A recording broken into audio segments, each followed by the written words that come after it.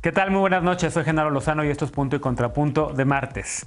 La muerte por COVID-19 del senador de Morena, Eduardo Molina, forzó a cambios en los protocolos de prevención del SARS-CoV-2 en el Senado de la República. A diferencia de la política de la Secretaría de Salud, el Senado ahora aplicará masivamente pruebas semanales a todos los legisladores y al personal que trabaja. ¿Es esto un privilegio? ¿Deberían aplicarse también pruebas masivas en todo el país? ¿O por qué solamente para legisladores mexicanos? ¿Cuál es el propósito de las pruebas? La Alianza Federalista de Gobernadores sigue cobrando fuerza como un movimiento de oposición y de crítica al gobierno del presidente López Obrador. Ayer realizaron protestas en 10 entidades para exigir cambios en la política presupuestaria y para condenar la desaparición de 109 fideicomisos. ¿Son una buena estrategia de contrapeso al presidente López Obrador? ¿Lograrán o no modificar políticas públicas? El ex jefe de gobierno de la Ciudad de México, Miguel Ángel Mancera, ha sido inhabilitado para ejercer cualquier cargo público en la capital del país por haber violado la ley electoral en el 2018. Y aunque esta sanción realmente no tiene efectos graves para el hoy senador de la República, el gobierno de Claudia Sheinbaum anunció ya que la Unidad de Inteligencia Financiera, la UIF, investiga el uso ilegal de recursos a través de empresas inmobiliarias durante la gestión de Mancera. ¿Hasta dónde podría llegar este caso? Quédate con nosotros que ya empieza Punto y Contrapunto de martes.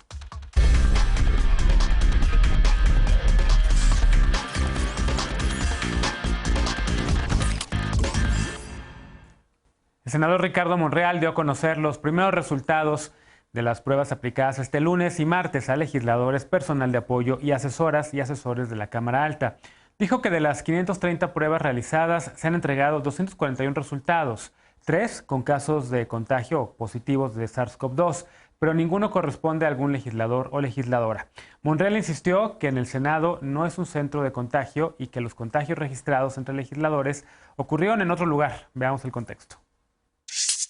Después de la muerte por COVID-19 del senador Eduardo Molina Ramírez, la Cámara Alta anunció medidas adicionales para prevenir contagios. Desde este lunes se aplicaron pruebas PCR o de diagnóstico rápido a todas las senadoras y senadores, así como a personal de apoyo y asesores. Aunque el Senado no suspendió actividades, acordó que el Pleno sesione hasta el miércoles para poder conocer los resultados de las pruebas previamente. Además, solo tendrán acceso al salón de sesiones quienes cuenten con resultado negativo y actualizado de la prueba y se reducirá la presencia de asesores. También se acordó no suspender las comparecencias y este mismo lunes la secretaria de Energía, Rocío Nale, se presentó ante la Comisión de Energía como parte de la glosa del segundo informe de gobierno y las sesiones ordinarias se realizarán por hasta 5 horas y mediante debates pactados. El sábado 24, el coordinador de los senadores morenistas, Ricardo Monreal, informó que Molina Ramírez había sido internado y horas después confirmó su muerte por SARS-CoV-2. Además de Molina, los senadores Verónica Delgadillo, José Alberto Galarza de Movimiento Ciudadano y Guadalupe Saldaña del PAN confirmaron su contagio. En total, 160 legisladores, asesores y trabajadores del Senado se han enfermado de SARS-CoV-2 desde el inicio de la pandemia. Punto y contrapunto. Noche de martes y como cada martes y jueves, Ana Villagrán, concejala de la Alcaldía Cuauhtémoc por el Partido Acción Nacional. ¿Cómo estás, Ana? Bien, muy feliz de estar siempre aquí con ustedes. Gracias. Bienvenida. Martín Vivanco, académico y abogado. ¿Cómo estás, Martín? Bien, muy buenas noches a todas y todos. Buenas noches. Estefanía Veloz, abogada y feminista. ¿Cómo estás? Buenas noches, Genaro. Y Alejandro Encinas, politólogo y simpatizante de la 4T. ¿Cómo estás, Alejandro?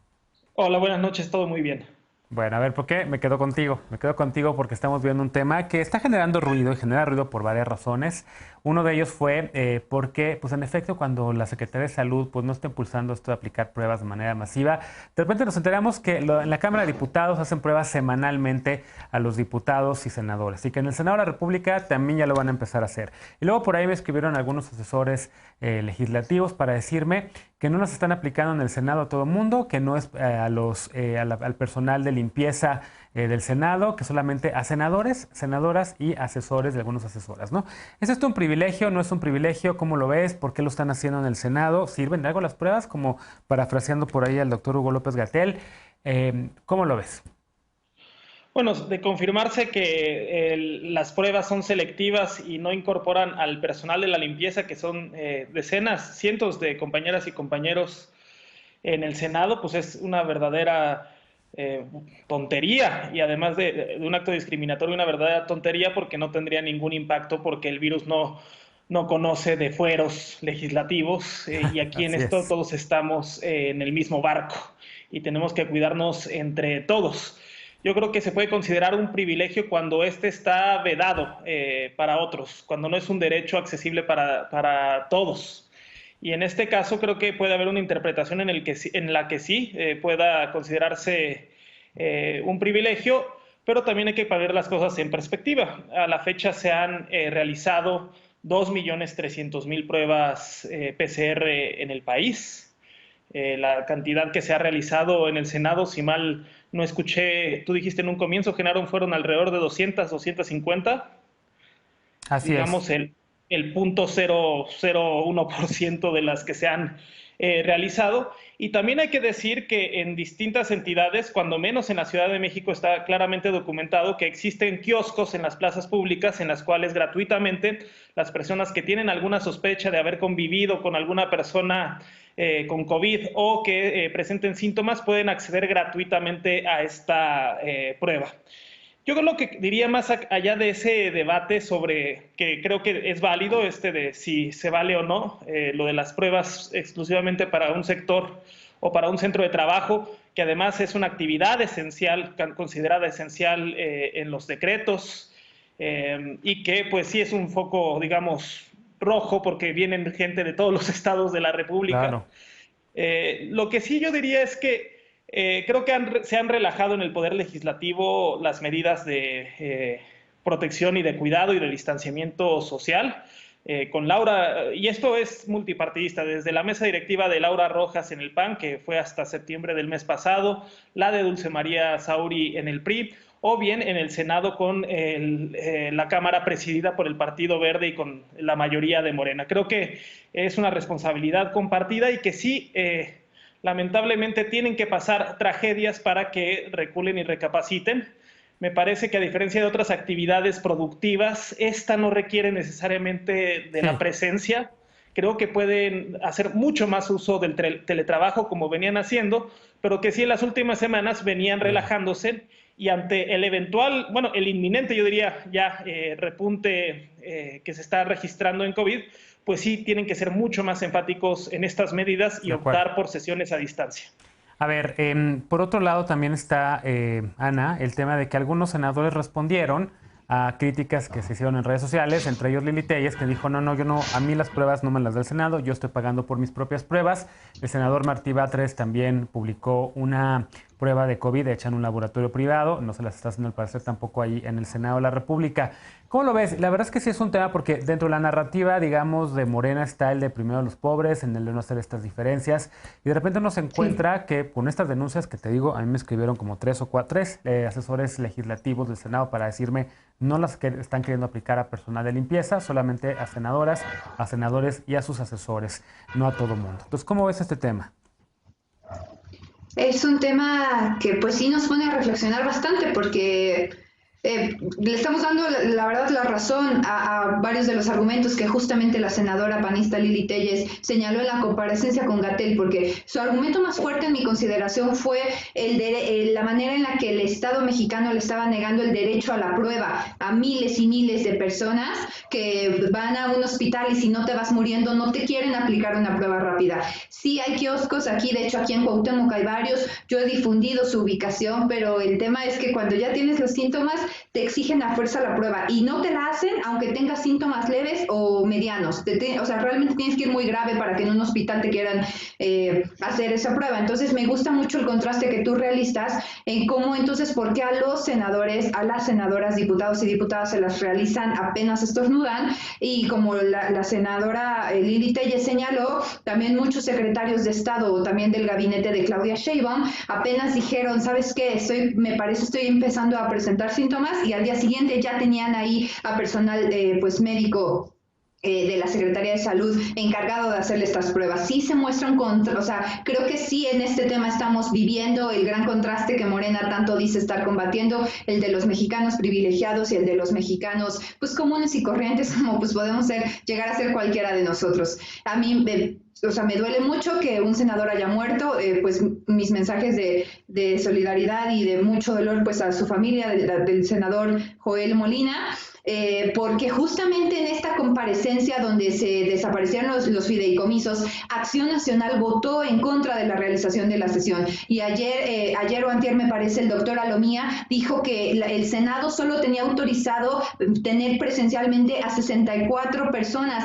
Y gracias a todo el despapalle que se armó, porque Morena estuvo metiendo documentos fast track, así, y a fuerza sesionó, aunque no había un acuerdo para el respecto, en el Senado, en la casona de Xicotecan, perdón, acabaron habiendo mínimo 116 personas, cuando solo tenían autorizado 64 personas. Entonces, en temas tan importantes creo que es inviable hacer las cosas de manera virtual, pero creo que sí se tiene que hacer un llamado de atención para las personas. No sé si fue el senador Ricardo Monreal como encargado de la organización de todo el Senado o qué personas, porque sí fue muy grave, y dicen que el senador Joel Molina ahí ya iba enfermo, pues a cuánta gente contagió. Y nada más, yo estoy de acuerdo con tu postura de que las y los senadores, y aplaudo las que lo están haciendo, paguen por sus propias pruebas, porque ellos ganan mínimo, así de base, 120,000 pesos al mes. Creo que todos los senadores y senadoras pueden estar pagando sus pruebas. De acuerdo. De hecho, hay hasta varios tweets en donde están poniendo, estaba buscando aquí uno, la clase política sigue presumiendo sus pruebas de COVID-19, cuando la mayoría de la población le significa la mitad del salario hacérsela, que es otra discusión también, Martín, el tema de lo que están costando estas pruebas en algunos laboratorios privados, entre 3,000 y 4,000 pesos. Hay otros que tienen 900 pesos. Dicen que ya van a empezar a bajar los precios, pero la verdad es que los laboratorios también han estado haciendo privados su agosto con estas pruebas que no deberían de costar eso, y que evidentemente yo creo que debería haber también un subsidio por parte del Estado mexicano, de este gobierno, para que la gente que se quiera hacer una prueba en un laboratorio privado pueda acceder a él, pero pues no existe. ¿Cómo ves tú el tema? Totalmente de acuerdo contigo, y hay que dejar algo muy, pero muy claro. Una libertad o un derecho que depende del dinero o del estatus no es una libertad, es un privilegio. En este caso, el estatus de ser senador o de trabajar ahí te da un privilegio, que es el tener derecho a una prueba. Y recordemos lo que hemos mencionado aquí varias veces. Hay un discurso muy bueno de un diputado español en el que dice que la disyuntiva no está en que uno como persona quiera ser un virus o una vacuna, sino de las condiciones que tengas efectivamente para elegir ser una u otra. Si tu trabajo es presencial, eres de un sector esencial, vives con salario mínimo y además las pruebas no son asequibles, ya sea porque no hay o porque las que hay son extremadamente caras. En Durango, donde yo me he hecho pruebas, cuestan hasta 4,000 pesos y el resultado te lo traen en 8 días hábiles. Para ese entonces, pues ya contagiaste a medio mundo, pues obviamente esa persona no está en libertad de elegir qué hacer ni qué medidas tomar. Y eso es lo que estamos viendo en una especie de microcosmos en el Senado. Aún ni sabiendo lo que implicaba el virus, la letalidad, la forma de contagio, no se instauraron suficientes medidas para que los senadores y los trabajadores no se contagiaran, no reformaron la ley, etc. Pero además, ¿no? Tuvo que pasar algo catastrófico para que tomaran medidas más extremas, y resulta que la medida más extrema que tomaron es lo que siempre hemos dicho y también lo que han dicho todos los expertos internacionales, que es pruebas, pruebas, pruebas. Entonces, el primer punto de reflexión es que sí es un privilegio en el sentido, repito, si una libertad o un derecho depende del dinero o del estatus, no es una libertad, es un privilegio, ¿no? Y lo segundo es, si ese privilegio del que gozan ahorita unos pocos debería de ser un derecho. Es decir, que haya una política pública masiva donde todos podamos tener la misma oportunidad de tener una prueba. Y eso está en manos del Estado, ¿no? ¿Eso cuesta dinero? Sí, cuesta mucho dinero, pero también salvarían muchísimas vidas. Y eso no es una cuestión de responsabilidad individual, es cuestión de servicios públicos y, repito, de Estado. Y así como dijeron ahorita, si el presidente y los legisladores de Morena y los secretarios de estos están haciendo pruebas, ¿por qué no reasignar recursos del presupuesto que se está discutiendo ahorita para que todos nos podamos hacer pruebas? Claro. Veloz, ¿cómo ves tú el tema? Porque evidentemente, pues la 4T como que ha tenido medio una política ambigua respecto a las pruebas, ¿no? Al principio López-Gatell, por más, quería hoy que las defendió desde el principio, al igual que el uso del cubrebocas, pero ahí están los videos en donde el subsecretario decía, no son tan necesarias, no ayudan realmente a tanto, y de repente pues vemos que si no fueran tan necesarias y no ayudaran a tanto, entonces ¿para qué se las hacen los diputados y las senadoras masivamente cada semana? Porque masivamente pues son más de 538 senadores y diputados. 600, perdón. Yo esperaría que en todos los espacios de trabajo, sobre todo de los trabajadores del Estado, porque hay que recordar que los senadores y las diputadas y los diputados y las senadoras, pues son trabajadores también, y tendrían que ser en todos los niveles de gobierno, que todas las personas que estén yendo a su oficina, que todas las personas que estén trabajando y que estén en una institución o en una oficina de gobierno, se les estén haciendo pruebas. Yo me preocuparía por eso y me parece que tendría que ser la obligación de todos los responsables de estas instancias, de estas oficinas, practicar y hacer estas pruebas, realizar estas pruebas.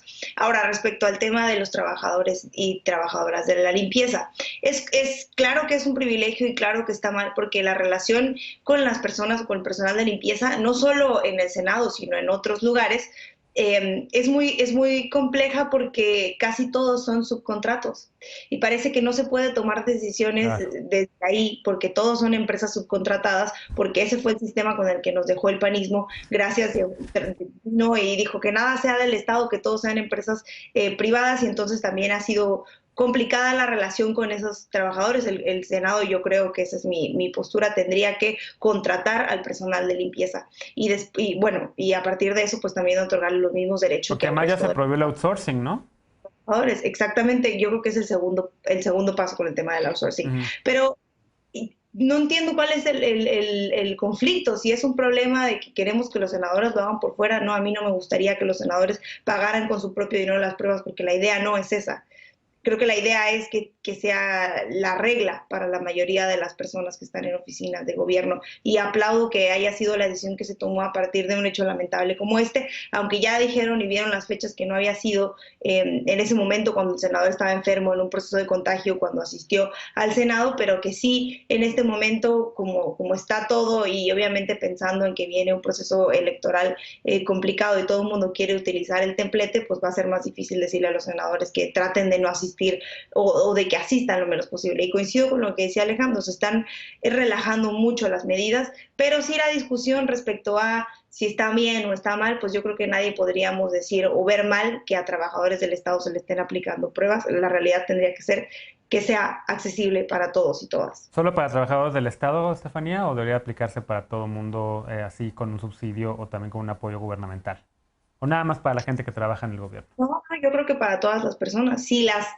Hoy las empresas privadas están haciendo su agosto, tendría que aplicarse algo similar al de la Ciudad de México, sin duda. Bien. Bueno. ¿Pero financiado por el Estado? Sí. ¿O no? Okay. Sí, yo creo que financiado por el Estado, pero tampoco me atrevería a criticar a los senadores por hacérsela en el Senado. Me parece que es muy burdo combatir eso con yo me la hago por fuera porque gano mucho dinero. A ver, mano levantada de primero Alejandro y después Ana, por favor. No, nada más responderle a Martín que no son los senadores de Morena, son los senadores de todos los partidos, incluida los diputados, cuya presidenta de la mesa directiva y quienes toman las definiciones administrativas es Dulce María Sauri Riancho, del Partido Revolucionario Institucional. Y luego, respondiendo a la pregunta que le planteabas a Estefanía Genaro, ¿por qué los diputados sí se lo hacen y si a los técnicos dicen que no es necesario? Pues yo creo que precisamente porque no es una decisión basada en evidencia ni en esto de andarse practicando una prueba semanal. Me parece que más bien es un derroche de recursos que se sustenta no en un estudio científico ni en recomendaciones por parte de especialistas, de epidemiólogos, sino en credos y en cuestiones de pues sentido común a veces, que realmente a veces las cosas no son tan intuitivas y son contraintuitivas. Entonces pues más bien apelaría a que en vez de decírselo... desperdiciar esos recursos y tomar decisiones basadas en evidencia, y mejor privilegiar las medidas que se han estado reiterando desde un inicio del distanciamiento social. Bueno, pues yo sé que en la Cámara de Diputados están aplicándose las pruebas desde hace tiempo semanalmente, pues entonces hay que reclamarle a la mesa directiva que aprobó este derroche, como dices tú. Yo no creo que sea un derroche, yo creo que está bien que estén haciendo pruebas. Ana, ¿cómo lo ves? Que mis compañeros caen, pues, no sé si en una paparrucha accidental, porque el tema es que no reconocen que el gobierno, como tú bien dijiste, desde el día 1, el presidente López Obrador mismo lo ha dicho en varias mañaneras, que no eran necesarias las pruebas, que esa no era la estrategia que iba a seguir México, aunque la OMS desde finales de febrero, desde enero está diciendo, el único camino es pruebas, pruebas, pruebas, pruebas. En esta mesa lo dijimos mucho. Mario Molina antes de morir se los dijo, y además está diciendo que no importa que los senadores se lo hagan con su propio dinero, aunque ganan muchísimo, si ustedes desaparecieran los fideicomisos para tener más dinero porque no quieren el derroche, o sea, porque no quieren estar gastando, es decir, es como una incongruencia. Ustedes quieren ahorrar dinero, los senadores, o sea, ¿por qué tenemos que estar gastando cuando los senadores pueden pagarlo de su propia bolsa? Hay que meter por transparencia cuánto están costando esas pruebas. Lamentablemente ya estamos 3 minutos arriba del tiempo en este bloque, entonces ya nos pasamos muchísimo de todo a ver, por alusiones, pero 20 segundos, Martín, pues nos tenemos que... Sí, nada más, a ver, dije lo de Morena porque es partido mayoritario y tiene la facultad de asignar el presupuesto. Y lo otro, me hago una prueba de COVID por lo general por semana para estar seguro, sobre todo para no contagiar a nadie. Por lo general me hago la prueba los martes. Andrés Manuel López Obrador la semana pasada. Sí, al presidente también dicen y a la jefa de gobierno que todos los martes les están haciendo las pruebas. Por cierto, la jefa de gobierno salió positiva y desde aquí le mandamos un abrazo y le deseamos una pronta recuperación. Hacemos una pausa. Al regresar, los gobernadores que integran la Alianza Federalista volvieron a mostrar su inconformidad ante recortes presupuestales y eliminación de fideicomisos. En 10 actos simultáneos, estas entidades demandaron diálogo y advirtieron que de no establecer un diálogo efectivo, se pondrá en riesgo el pacto federal. ¿Es realmente así? Regresamos con esto, punto y contrapunto, no te vayas.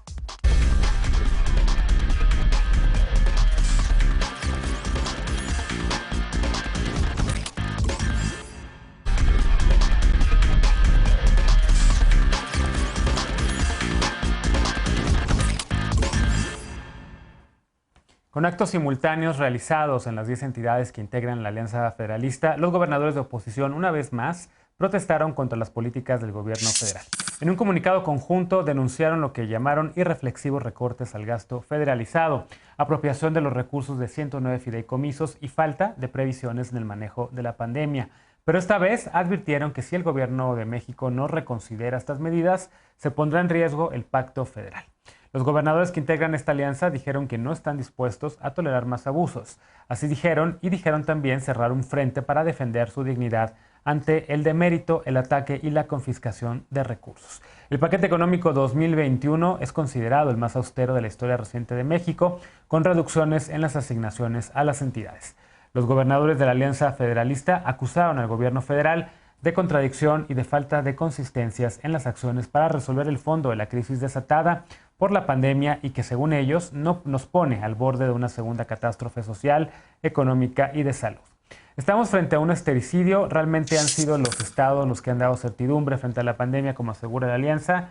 Veamos qué opina la mesa y empiezo contigo, Ana Villagrán. Y también te preguntaría si estás viendo en esta alianza ya un primer bloque opositor de crítica que está realmente logrando jalar reflectores, la atención y construyendo, digamos, una crítica al gobierno de López Obrador de manera sostenida. Pues yo creo que sí, Genaro, es sostenida en cuanto a que no es la primera acción que se plantea al respecto. Es un discurso que viene manejándose desde el año pasado, nada más que es hasta este momento de crisis en el que las y los mexicanos lo podemos estar sintiendo como con más fuerza. Estamos hablando de Jalisco, Michoacán, Nuevo León, Chihuahua, Coahuila, Guanajuato, Tamaulipas, Durango, Aguascalientes y Colima. Es una tercera parte del país. El que el presidente lo tome a la ligera y siga denostándolos como en un tenor de burla de hoy, la Alianza Federalista, es no darle respeto a las y los mexicanos que pertenecen a esos estados. Hoy en la mañanera dijo que puede tener diferencias con el gobernador Corral, pero que va a estar con los ciudadanos de Chihuahua. Pero ¿cómo está con los ciudadanos de Chihuahua cuando les está negando el derecho al agua y está privilegiando la relación con Estados Unidos y dice que la gran revolución que se armó allá en el norte es para atacar a las y los candidatos de Estados Unidos en términos de su elección? Yo creo que estamos ante una cuarta transformación que realmente está muy, muy perdida, porque el tema del austericidio es algo muy serio, porque no se dan cuenta que con estas acciones a quienes más afectan es a quienes menos tienen, porque al quitarle recursos a una entidad federativa se lo están quitando sus municipios, y realmente, genuinamente, el país no se mueve con municipios pobres, porque entonces es cuando más esquemas de corrupción vamos a ver, donde más se roban los municipios es en esta clase de niveles locales. Entonces, los recortes a los fideicomisos y la inacción del gobierno federal de la pandemia, que son las dos principales exigencias de la Alianza Federalista en este mensaje simultáneo, que a mí se me hizo brillante. La verdad, me gusta mucho la organización que están tomando, porque no es un mensaje contra la persona del presidente Andrés Manuel López Obrador, es un mensaje contra este dolo, esta manera en la que los están tratando, por lo que ellos están diciendo: no podemos formar parte de una federación, de un gobierno federal donde se nos insulta y se nos quita lo que pertenece, decía Jaime Rodríguez Calderón. Entonces, pues Corral señaló que van a empezar una batalla legal y política, y esto no se trata de llamar la atención, esto se trata de realmente hacerle entender al presidente que si como país no nos movemos juntos y juntas, pues la cuarta transformación no va a alcanzar los resultados que tanto buscan, y lo peor es que estamos viviendo ya los daños en este momento y todavía no llegamos al 2021. Veloz, ¿cómo ves esta alianza federalista? Los actos que están emprendiendo, los de ayer fueron bastante seguidos, más de 10 actos en todo el país, no solamente con la voz de los gobernadores, sino también de la comunidad científica del estado de Jalisco, de distintos actores en cada uno de estos estados. Ya no son nada más los gobernadores, sino que ya empiezan a tener, por lo menos se empieza a ver ahí, pues un grupo de voces que los acompañan y que incluso empiezan a mimetizar las acciones del presidente López Obrador. Van a hacer consultas sobre el tema del pacto fiscal. No, está bien que hagan consultas, creo que además ellos tienen su constitución, la constitución local de cada estado que les dirá cuál es el proceso para las consultas. Es curioso porque la alianza va a durar lo que duren en pelearse entre ellos para ver quién va a ser el candidato a la presidencia de su propio partido, y eso te lo puedo firmar hoy. Lo que están jugando es saber quién saca más popularidad porque hay un proceso electoral y ya se ha dicho muchas veces, y lo que menos les interesa es pues gobernar sus estados. Tan poco les interesa que hablan como si de verdad no estuvieran gobernando una entidad federativa. No se han puesto a recaudar. Tú decías al principio del bloque que si eran los estados la esperanza, pues la verdad es que no, porque entonces los estados estarían todos en semáforo verde, porque entonces los estados estarían en otro esquema económico, porque entonces los estados se viviría mejor en los estados de la oposición que en los estados donde gobierna Morena y viceversa. Entonces, yo no creo que los gobernadores estén haciendo su trabajo. No se han puesto a recaudar como les corresponde recaudar, no han querido poner impuestos porque pues no quieren quedar mal con nadie, porque los gobernadores no se hacen responsables de los dineros. Y también pues han sido muy inconstitucionales en lo que han dicho y en lo que han planteado. Hay 2 artículos de la Constitución que prácticamente les prohíbe hacer lo que están haciendo, que es el artículo 117 y el artículo 123. Y parece que si los gobernadores de otro partido hicieran esto que están haciendo con un gobierno del PAN o del PRI, pues creo que serían los primeros en decir que la izquierda es la que quiere separar o dividir al país, y se le han pasado diciendo que el presidente es el que está polarizando, y me parece que los que están polarizando pues son ellos a decir o nos dan lo que queremos o nos vamos, y pues así no se hace la política, y menos desde el lado de los gobernadores, y ellos tendrían que saber si es que de verdad tienen vocación, que así no se piden los recursos y que así no se ponen de acuerdo. Yo no le veo altura de miras a esta alianza, creo que se va a desmoronar conforme pase el tiempo, y se va a desmoronar porque en el 21 muchos de esos gobernadores no van a estar, y muchos de esos gobiernos no van a ser de esos partidos, entonces van a estar en grandes problemas. Y yo sí pondría sobre la mesa que si tanto quieren emular lo que está haciendo el presidente, pues que también ya se pongan las pilas, porque viene la revocación de mandato, y la revocación de mandato, como hizo la reforma en el 2018, pues ya se hace para gobernadores, y ahí vamos a ver de verdad si sí representan a todos las personas de sus estados o no, que yo de verdad no creo. Martín, ¿cómo lo ves tú? Y sobre todo también está interesante, yo sí estoy viendo que por lo menos en Jalisco ya Alfaro prometió una consulta, en Nuevo León también le están tomando la palabra al presidente. Pues sí, es que el pueblo cuando se monopoliza, pues no es pueblo.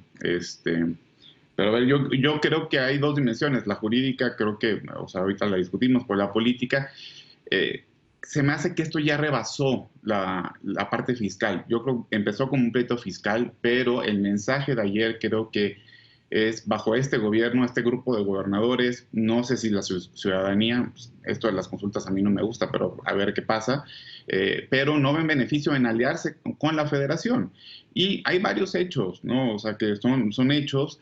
Y ahorita acabo con 2 preguntas. Una, les impusieron virreyes, los superdelegados que ya sabemos que están en campaña. Los sometieron de facto también al poder militar por medio de las 266 regiones de la Guardia Nacional. Les bajaron los recursos en los ramos 23 y 33. Les quitaron la gestión de los servicios de salud, desapareciendo el Seguro Popular y creando, y aquí resalto el gerundio porque todavía no se acaba de crear, el INSABI.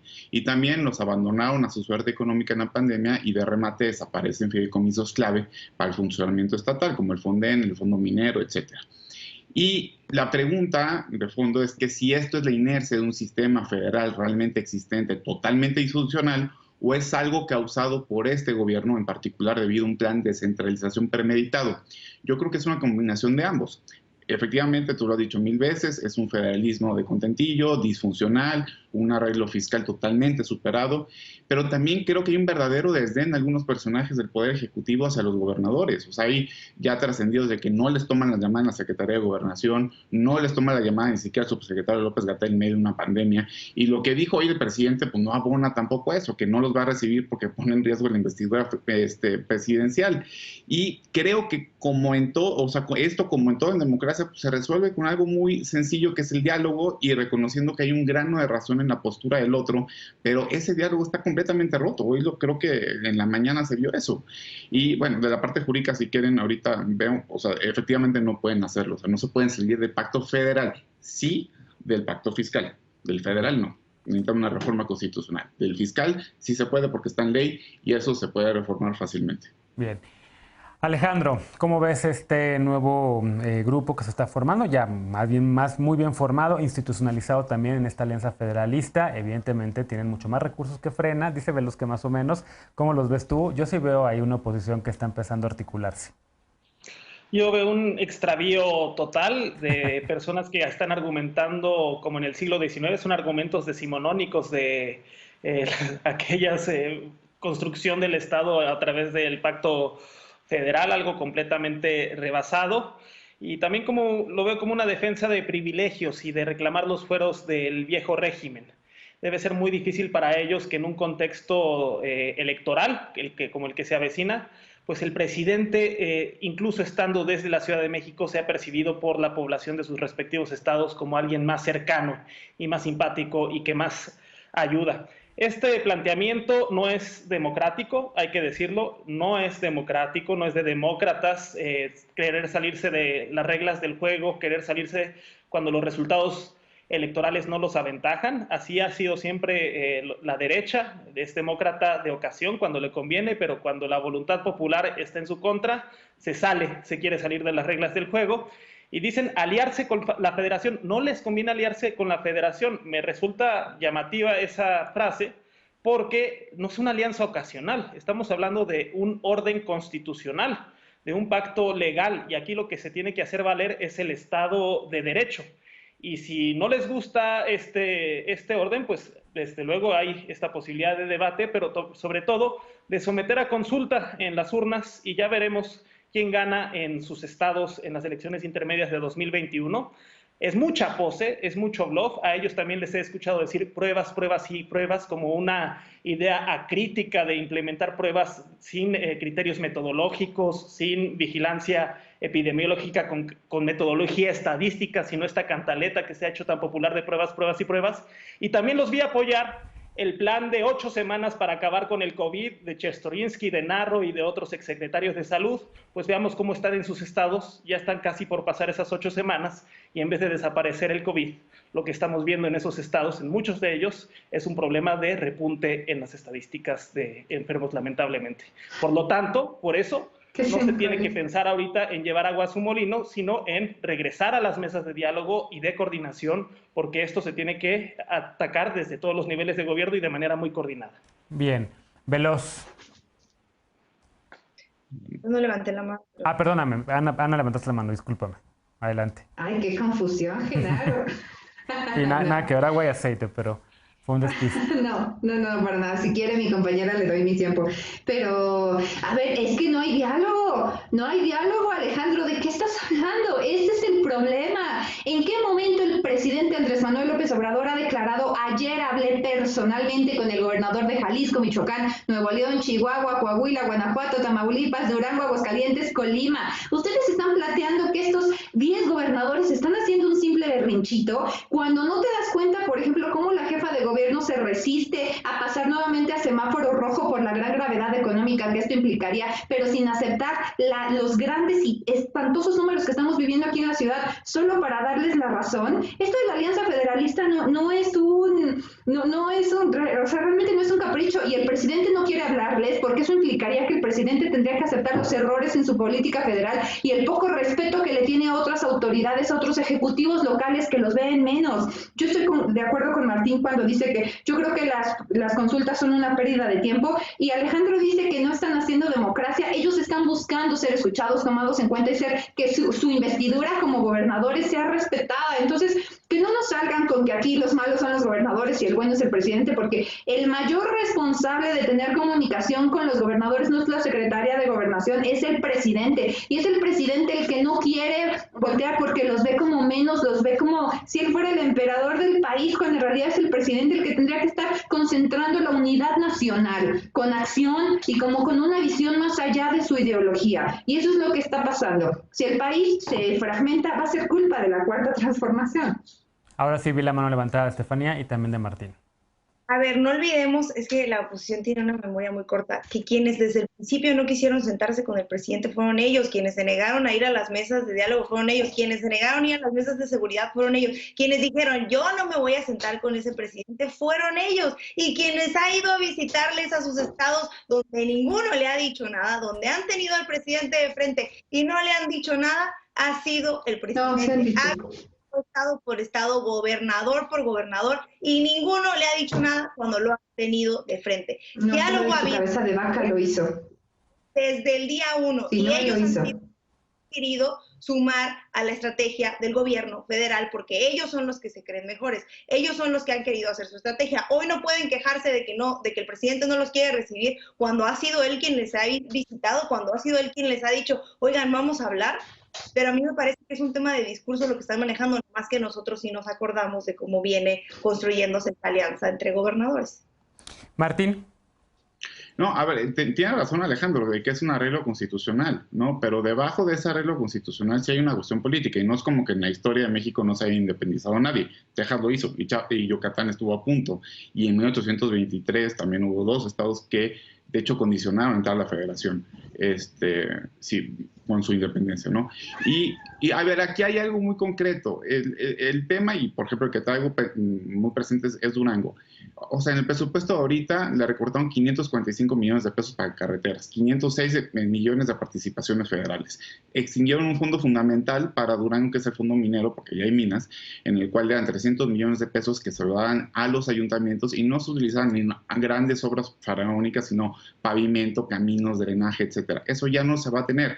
Entonces, si intentamos envolver todo en el argumento electoral, pues efectivamente nunca va a haber diálogo y pues cualquiera puede tener razón. El problema es que todo esto yo, o sea, estoy convencido, tiene trascendencia en la vida diaria de la gente. Ahora, dicen que todo esto se va a resanar y se va a subsidiar el próximo año. Ojalá. O sea, bien, fuera de ya la disputa electoral y lo político, sí hay un tema de dinero fuerte y de obras y de acción del Estado concreto federal en lo más inmediato de la población. Perfecto. Bueno, pues con eso hacemos una pausa. Evidentemente ese tema va a seguir dando de qué hablar, pero todo indica que las autoridades avanzan en sus pesquisas contra el llamado cártel inmobiliario que involucra a exfuncionarios de la administración de Miguel Ángel Mancera aquí en la Ciudad de México. ¿Debe preocuparse el hoy senador por el PRD? Volvemos con esto, punto y contrapunto. No te vayas.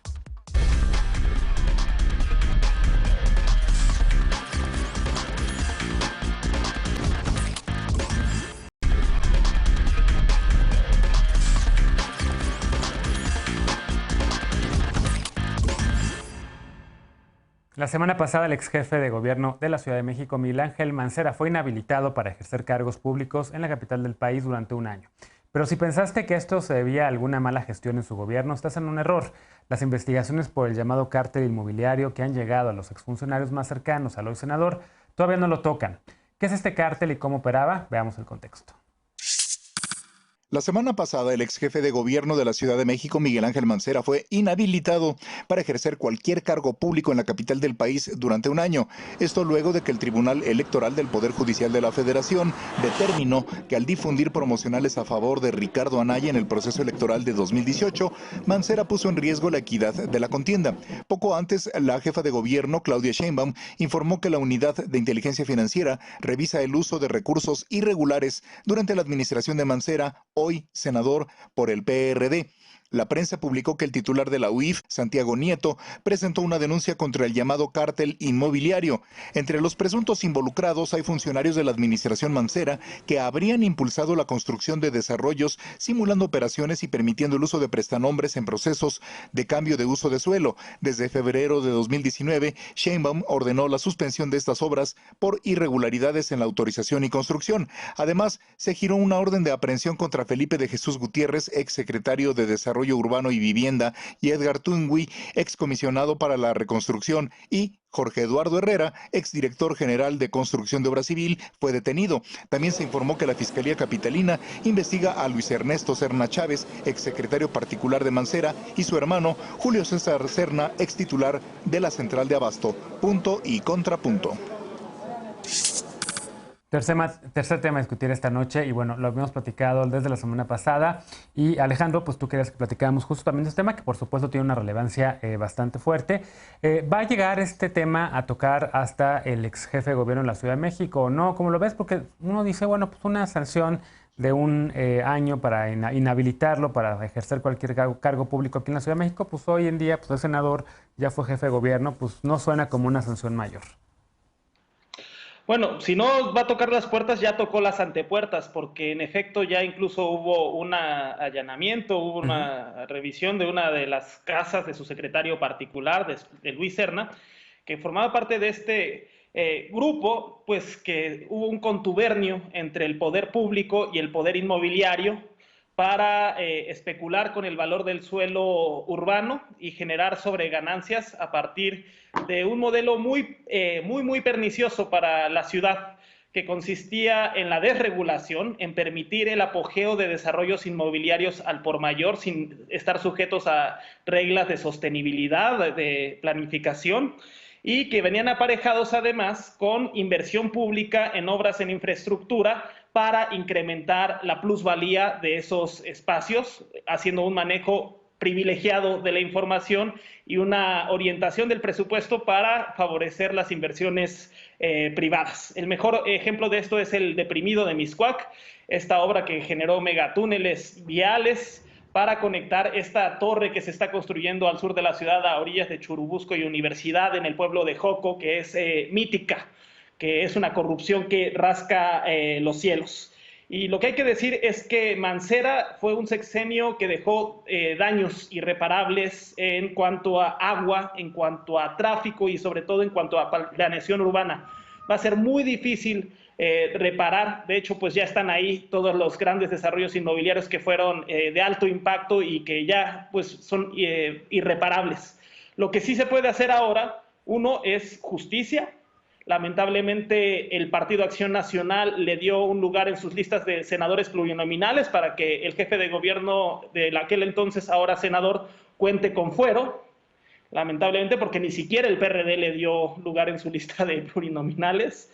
Pero lo que también se puede hacer, además de justicia y de llevar a rendir a cuentas a este cártel que se apoderó de las instituciones que tendrían que regular el sector inmobiliario para desregularlo, pues es también cambiar un modelo, una visión de ciudad que no se base en la proliferación de shopping malls, que además pues ponen en alto riesgo la protección civil, como se dio en el caso de Arts, en Pedregal, en donde se cayó esta enorme terraza porque no cumplía con las normatividades ni de suelo. Ese suelo es acuífero, es una presa prácticamente donde se construyó, pero sobre todo también de peso, y sobre todo cambiar esta visión de shopping malls y de visión privatizadora y neoliberal de la ciudad por una en donde el espacio público, los parques y las calles sean recuperadas para el bienestar de todos sin generar estos espacios de segregación.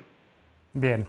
Ana, tú como concejala de la Ciudad de México, ¿cómo estás viendo este tema? Evidentemente toca temas de política de aquí de la ciudad y evidentemente a quien se está señalando pues es el ex jefe de gobierno, quien era parte también de esta alianza que hicieron tu partido, el PAN y el PRD en el 2018. De entrada, señalar que si hay actos de corrupción se tienen que investigar sin ninguna duda. Yo no comparto que por cualquier alianza partidista tengamos que solapar delitos de ninguna persona. Entonces, si hubo funcionarios públicos en el sexenio de Mancera que cayeron en actos de corrupción, se está presumiendo, por ejemplo, la investigación justamente de Julio César y de Luis Ernesto Serna Chávez, que dicen que mintieron en su declaración patrimonial porque olvidaron presentar la declaración de 7 propiedades, Julio César y Luis Ernesto 2, con lo que se junta un aproximado de 30 millones de pesos. Creo que cosas así no se tienen que disculpar de nadie, venga de donde venga. Pero lo que a mí me preocupa, hace ratito decían que nosotros somos los que tenemos memoria corta. que no se acuerden que el boom inmobiliario en la ciudad comenzó cuando Andrés Manuel López Obrador fue jefe de gobierno. Fue él el que autorizó muchísimos cambios de uso de suelo y el que transformó la política de construcción aquí en la ciudad para que si tú, por ejemplo, en la colonia Doctores tenías autorizado un límite de 4 pisos, con los permisos que metió y con los cambios que metió López Obrador como jefe de gobierno, tú ya podías construir un edificio de 10, y eso con autorización del Congreso local y del gobierno. De ahí ya el boom inmobiliario aquí en la ciudad se ha visto como nunca, y yo no estoy en contra de la construcción, a mí al contrario, me encanta ver que haya calles que se transforman y que la ciudad va adquiriendo otro nivel. Por eso es que no me atrevo tanto a llamar el tema de cártel inmobiliario, pero si la UIF va identificando como procesos de corrupción, eso sin duda creo que sí se tiene que combatir. Entonces, yo no sé qué tanto haya autorizado o no Miguel Ángel Mancera. ¿Por qué? Porque cuando un constructor va y presenta su aviso a una alcaldía, pasa por una ventanilla única, entonces se tiene que cuestionar a las y los funcionarios públicos de en aquel entonces de las delegaciones. De ahí trae ya permisos de la CEDUBI y trae ya también permisos de la Secretaría de Obras del Gobierno de la ciudad. Y recordemos que es la gente de izquierda que son los que gobiernan la ciudad, los que han autorizado esto. Entonces, si en tiempos de Mancera la mayoría de las delegaciones estaban pues involucradas por gente que acabó en Morena, es ahí donde nos tenemos que concentrar. La gran corrupción se vive en muchas delegaciones, es ahí donde tiene que estar el ojo consultor, más allá de estos golpes políticos que están dando, que sin duda son importantes y que ahorita la jefa de gobierno se lava las manos de la investigación que tienen contra el senador, pero no se acuerda de que ella fue la que negó la transparencia para la construcción de los segundos pisos, que pasó con el sexenio nuevamente del presidente como jefe de gobierno. Veloz, te veo haciendo muchas caras y con ganas de participar. Adelante. A ver, sí,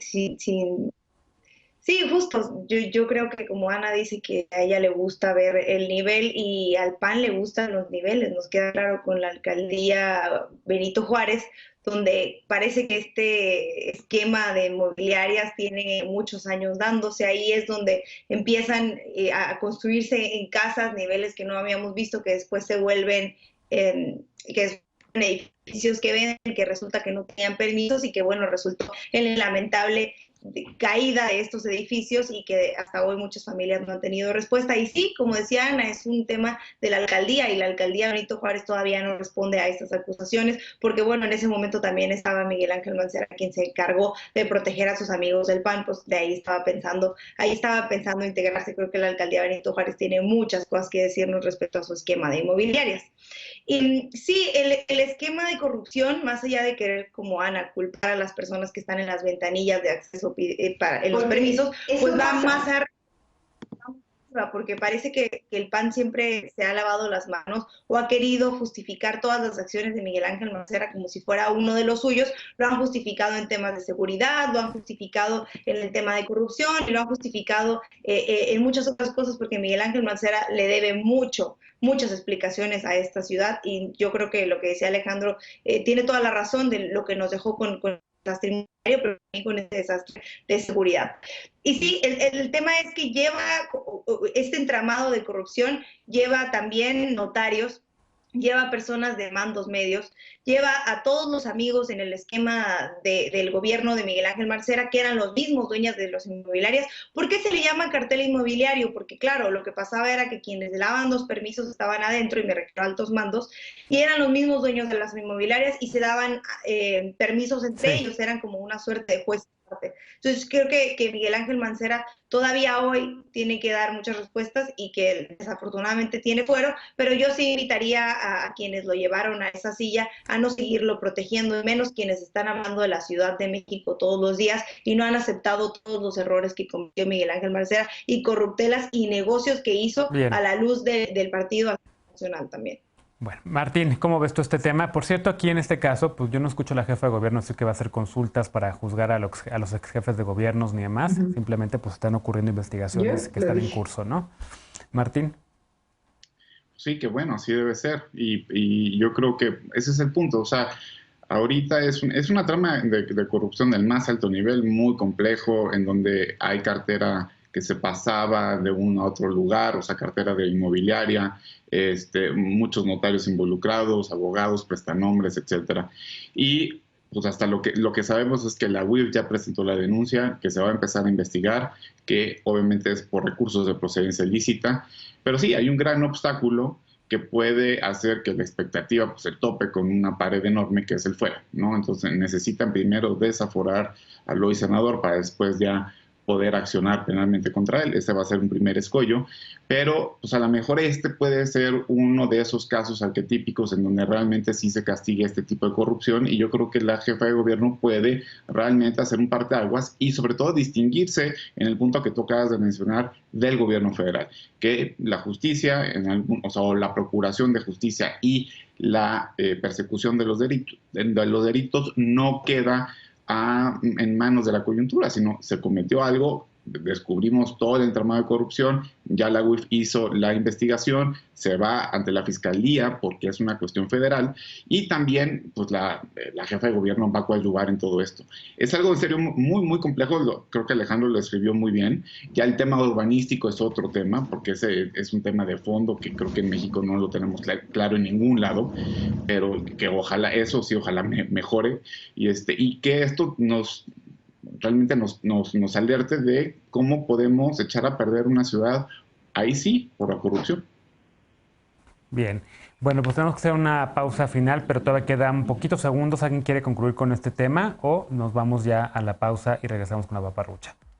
Nos vamos ya con la pausa y regresamos después para despedirnos con de las panelistas y los panelistas de esta noche con la paparrucha de hoy, así que no te vayas, regresamos después de la pausa. Esto es Punto y Contrapunto.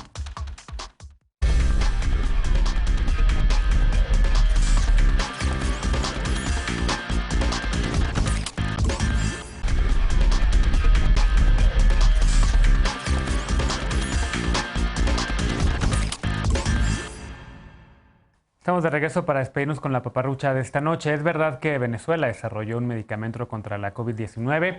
Este domingo Nicolás Maduro anunció que su gobierno consiguió una medicina que anula el 100% del virus. Esto luego de que el Instituto Venezolano de Investigaciones Científicas estudió el comportamiento de una planta medicinal en células infectadas con el virus. Pero ten cuidado con las noticias falsas, con las paparruchas, con las fake news. Lo que se identificó fue una molécula antiviral que podría inhibir al virus, pero no se ha desarrollado ninguna medicina. El Ministerio para la Ciencia y la Tecnología de Venezuela informó que la identificación corresponde a una primera línea de investigación en el desarrollo de un posible tratamiento contra la COVID-19. Es decir, todavía no hay ninguna cura o eliminación del virus, como dijo Maduro y replicado en algunos medios. Además, la Organización Mundial de la Salud, la OMS, apenas estudiará la molécula identificada por el régimen venezolano. Así que estaremos muy pendientes sobre lo que informe la Organización Mundial de la Salud. Mientras tanto, no caigas en la desinformación sobre supuestas curas para la COVID-19. Mejor sigue las medidas básicas para prevenir contagios. Lávate las manos bien y con frecuencia. Mantén siempre la sana distancia. Usa cubrebocas que cubra nariz y boca. Y si puedes evitar las fiestas, mejor quédate en casa. Así que muchas gracias por habernos acompañado esta noche. Gracias, Martín. Gracias, Ana. Gracias, Veloz. Y gracias, Alejandro. Nos vemos mañana. Se quedan con Mariana al frente de Punto y Contrapunto. Y nos vemos por acá de regreso con esta mesa, con estos panelistas, con este conductor el próximo jueves. Por lo pronto, descansa y muy buenas noches.